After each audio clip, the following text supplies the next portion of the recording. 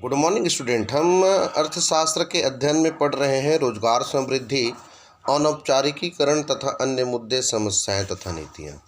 मैंने आपको बहुत सारी बात इनमें और इनके अंतर्गत बताई कि किस प्रकार से व्यावसायिक संरचना में परिवर्तन होता है, बेरोजगारी के प्रकार, बेरोजगारी की अर्थ और परिभाषाओं को से मैंने आपको अवगत कराया। आज देखते हैं पेज नंबर 391, जिस पर दिख रहा है कि भारत में बेरोजगारी के क्या कारण है ना। तो भारत में बेरोजगारी के कारण पर बताया गया है कि सबसे पहले जनसंख्या वृद्धि पहला कारण है। तो भारत में बेरोजगारी की जो कारण है वो सबसे पहले आता है जनसंख्या वृद्धि। यानी भारत में जनसंख्या वृद्धि की दर जो है 2.1 है ना प्रतिशत प्रतिवर्ष है। तीव्र गति से बढ़ती हुई जनसंख्या बेरोजगारी का सबसे बड़ा कारण है। जिस अनुपात में जनसंख्या बढ़ती है उस अनुपात में रोजगार के अवसरों में वृद्धि नहीं होती। अतः दिनों दिन बेरोजगारी एक विकराल रूप धारण है ना करती जा रही है।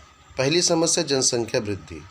दूसरा है लघु एवं कुटीर उद्योगों में ह्रास। लघु एवं कुटीर उद्योगों में ह्रास यानी योजनाबद्ध आर्थिक विकास तथा बड़े बड़े उद्योगों की स्थापना से स्वचालित यंत्रिकीकरण मशीनों के प्रयोग को बढ़ावा मिला है और इन उद्योगों में श्रम गहन तकनीक का कम प्रयोग किया जाता है तथा इन उद्योगों द्वारा अच्छी किस्म की वस्तुएं कम लागत पर उत्पन्न की जाती हैं। परिणाम स्वरूप उन्हीं वस्तुओं के उत्पादक एवं लघु कुटीर उद्योग धीरे धीरे क्या है बंद होने लगते हैं और इसमें बेरोजगारी पर दोहरी मार पड़ती है। और एक और लघु व कुटीर उद्योग है ना बंद होने से दूसरी ओर स्वचालित जो मशीनों के प्रयोग से श्रमिकों की बेरोजगारी में भी वृद्धि होती है। ये भी एक कारण है। श्रम की गतिशीलता का अभाव यानी देखेगा रूढ़िवादिता तथा पारिवारिक मोह के कारण भारतीय श्रमिकों में गतिशीलता का अभाव पाया जाता है। यानी अगतिशीलता का एक दूसरा पहलू यह है कि श्रमिक भाषा, रीति रिवाज और संस्कृति में भिन्नता, घर से दूरी बाधा के कारण अन्य जगहों पर कार्य करने के इच्छुक नहीं होते है ना। अतः पूर्ण रोजगार प्राप्त करने में यह भी एक बाधा है। पूंजी निर्माण की दर देखिएगा, भारत में पूंजी निर्माण की दर जनसंख्या वृद्धि की दर से अधिक होती है। इसलिए उन देशों में अल्प विकसित देशों जैसे बेरोजगारी की समस्या नहीं होती। और भारत में पूंजी निर्माण को है ना क्या किया है, भारत में पूंजी निर्माण की दर को जनसंख्या वृद्धि की दर से है ना क्या कर दिया गया है, कम है, जिससे बढ़ी हुई जनसंख्या को अन्यत्र रोजगार सुलभ कराने में अनेक प्रकार की समस्याएं उत्पन्न होती हैं। अतः स्पष्ट है कि पूंजी निर्माण की निम्न दर पर भी बेरोजगारी को बढ़ावा देती है। पूंजी गहन तकनीक ये भी अभाव है, इसके कारण भी बेरोजगारी बढ़ती है। दोषपूर्ण शिक्षा पद्धति यानी यहाँ की शिक्षा पद्धति व्यवसाय प्रधान या व्यवहारिक नहीं, अव्यवहारिक होने की बजाय सिद्धांत प्रधान है, जिसमें बेरोजगारी दिनों दिन बढ़ती जा रही है। त्रुटिपूर्ण नियोजन, प्लान सही नहीं। यहाँ की जो स्वतंत्रता के उपरांत देश में आर्थिक नियोजन अपनाया गया है, जिससे अर्थव्यवस्था के तीव्र विकास के दर के साथ साथ बेरोजगारी है ना दूर की जा सके। लेकिन देश में 8 पंचवर्षीय योजनाएं समाप्त हो चुकी हैं, फिर भी है ना बेरोजगारों की संख्या में वृद्धि हुई है। और इसका मुख्य कारण दोषपूर्ण, त्रुटिपूर्ण क्या है, नियोजन है। तो ये बेरोजगारी के कारण को दिखाता है।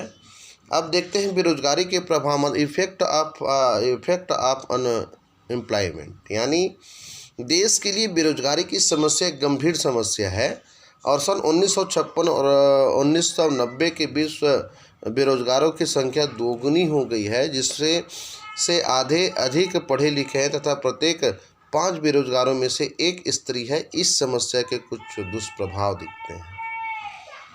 देखिए, पहला जो है बेरोजगारी के प्रभाव देखें तो मानव शक्ति का व्यर्थ जाना, यानी बेरोजगार देश के लिए गंभीर समस्या होती है। इसके कारण मानव शक्ति का उचित उपयोग जो है नहीं हो पाता और यही शक्ति व्यर्थ ही चली जाती है। यदि इसका उचित रूप से काम में लिया जाता है तो यह देश के लिए समृद्धि एवं संपन्नता का साधन बन सकती है। दूसरा है सामाजिक समस्याओं का जन्म, बर्थ ऑफ सोशल, है ना, प्रॉब्लम्स। जिस देश में बेरोजगारी होती है उस देश में नई नई सामाजिक समस्याएं जैसे चोरी डकैती, बेईमानी, अनैतिकता, शराबखोरी, है ना, जुएबाजी आदि पैदा हो सकते हैं, जिससे सामाजिक सुरक्षा को खतरा पैदा हो जाती है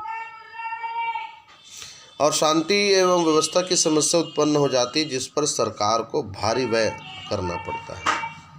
ये बेरोजगारी के प्रभाव हैं। तीसरा है राजनीतिक अस्थिरता, पॉलिटिकल इंस्टेबिलिटी, यानी बेरोजगारी की समस्या देश में राजनीतिक अस्थिरता पैदा कर देती है, क्योंकि व्यक्ति हर समय राजनीति उखाड़ पछाड़ में लगे रहते हैं।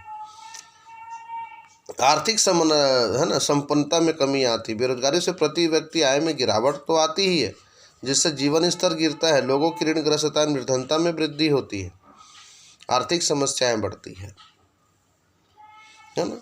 और इसके बहुत सारे अदर्स बैड इफ़ेक्ट्स भी हैं, जैसे कि बेरोजगार के अन्य दुष्प्रभाव में अगर देखें, जैसे कि औद्योगिक संघर्षों में वृद्धि हो जाती है। मालिकों द्वारा बेरोजगारों का लाभ उठाकर क्या करते हैं, है ना, कम मजदूरी दी जाती है। पेट भर भोजन न मिलने से मृत्यु दर भी बढ़ जाती है।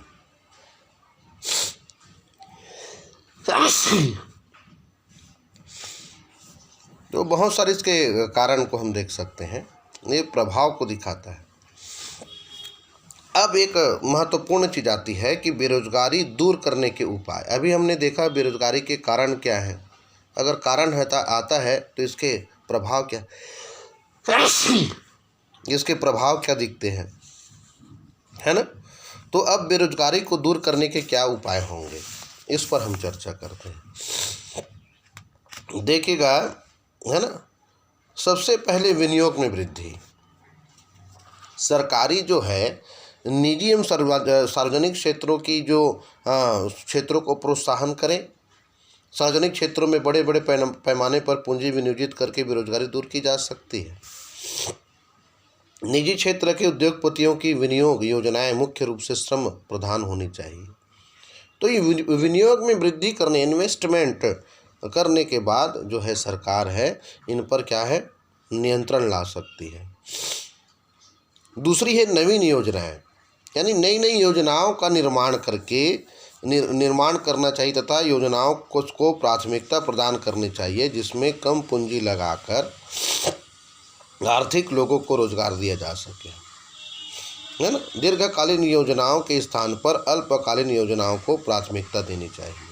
कर व्यवस्था में सुधार होना चाहिए, टैक्सेशन में, है ना।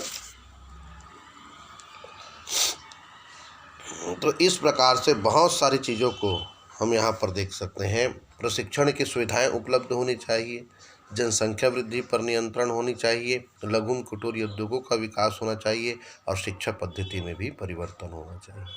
तो इस प्रकार से बेरोजगारी दूर करने के उपाय हैं और आगे इस पर चर्चा करेंगे। आज के लिए बस इतना ही। Thank you.